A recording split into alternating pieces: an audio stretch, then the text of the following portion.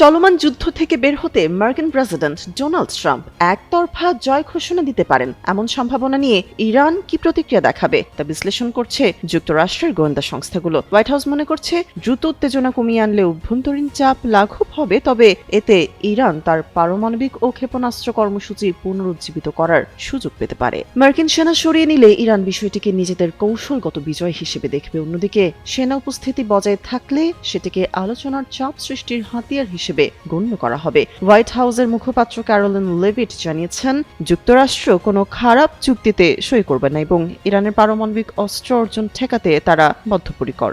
বাংলাদেশের প্রথম 5D AI inverter যুক্ত সর্বোচ্চ বিদ্যুৎ সাশ্রয়ী যমুনা এয়ার কন্ডিশনার।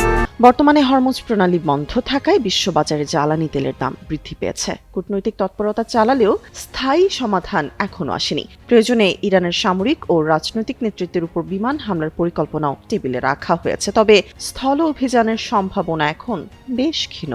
পররাষ্ট্রমন্ত্রী মার্কো রুবিও কঠোর চুক্তির পক্ষে মত দিলেও ইরান স্পষ্ট জানিয়েছে, আগে অবরোধ তুলে নিতে হবে, সেই সঙ্গে হরমুজ প্রণালীর নতুন আইনি কাঠামো ও ক্ষতিপূরণ আদায়ের দাবি তুলেছে তেহরান।